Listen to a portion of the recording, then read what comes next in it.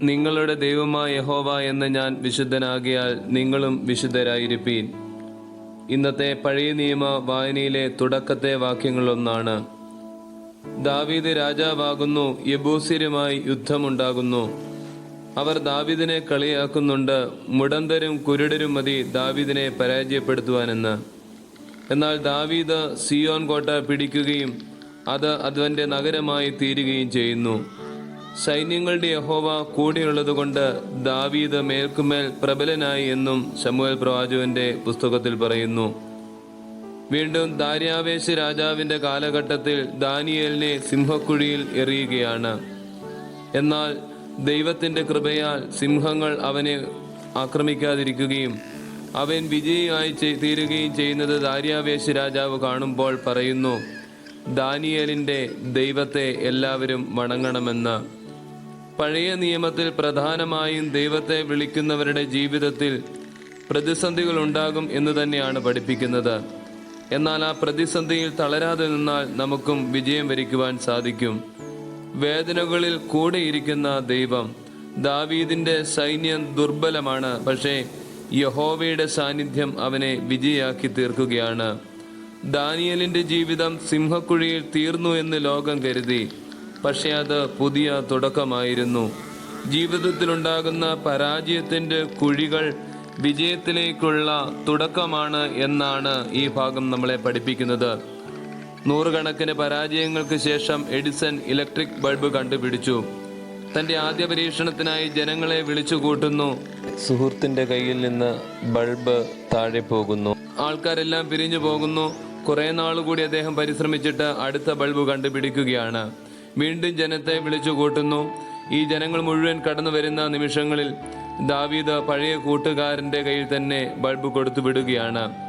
അപ്പോൾ ജനങ്ങളെല്ലാം വിളിച്ചു പറയുന്നുണ്ട്, അത് തകർന്നു പോകുവാനുള്ള സാധ്യതയുണ്ട്, വേറെ ആരെങ്കിലും ഒക്കെ ഏൽപ്പിക്കുക. പക്ഷേ എഡിസൺ പുഞ്ചിരിയോടുകൂടി മറുപടി കൊടുക്കുന്നുണ്ട്, സുഹൃത്തുക്കളെ, അവന് ഒരു പരാജയം സംഭവിച്ചു, എന്നാൽ ഒന്നുകൂടെ സംഭവിക്കാതെ അവൻ ഏറ്റവും ജാഗ്രതയുള്ളവനായിരിക്കുമെന്ന്. ജീവിതത്തിൽ തിരിച്ചടികളൊക്കെ ഉണ്ടാകാം. ദാരിദ്ര്യമാവാം, പഠനത്തിലെ പിന്നിലാകുന്നതാകാം, അപ്രതീക്ഷിതമായ രോഗങ്ങളാകാം, കടഭാരങ്ങളാകാം. അങ്ങനെ പലതരത്തിലുള്ള പ്രതിസന്ധികൾ ജീവിതത്തിലുണ്ട്. പക്ഷേ ജീവിതത്തിൽ തളർന്നു പോകരുത് എന്നാണ് ഈ ഭാഗങ്ങളൊക്കെ നമ്മളെ പഠിപ്പിക്കുന്നത്. ദാവീദും ദാനിയേലും ഒക്കെ പരാജയത്തിന്റെ വക്കോളം എത്തിയവരാണ്. പക്ഷെ തളരാതെ പോരാടുമ്പോൾ ജീവിതത്തിൽ വിജയത്തിന്റെ പുതിയ പാഠങ്ങൾ കണ്ടെത്തുകയാണ്.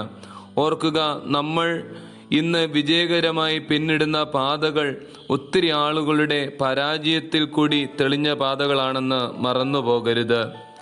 വീണ്ടും എഫേസ്യ ലേഖനത്തിലൊക്കെ മുമ്പേ ദൂരസ്ഥരായിരുന്ന നിങ്ങളിപ്പോൾ ക്രിസ്തുയേശുവിൽ ക്രിസ്തുവിന്റെ രക്തത്താൽ സമീപസ്ഥരായി എന്നും വേർപാടിന്റെ നടുച്ചുവറുകൾ ഇടിച്ചു കളഞ്ഞു എന്നും യേശു ക്രിസ്തു തന്നെ മൂലക്കല്ലായിരിക്കെ അപ്പോസ്തോലന്മാരും പ്രവാചകന്മാരും എന്ന അടിസ്ഥാനത്തിന്മേൽ പണിയപ്പെട്ടിരിക്കുന്നു എന്ന് പറയുന്നു. അപ്പം നമ്മുടെ ജീവിതത്തിലൊക്കെ ക്രിസ്തുവിൽ അടിസ്ഥാനമിട്ട് ഒരു വലിയ നിർമ്മാണ പ്രവർത്തനത്തിന്റെ ഭാഗം കൂടിയാണ് എന്നുള്ളത് മറന്നു പോകരുത്.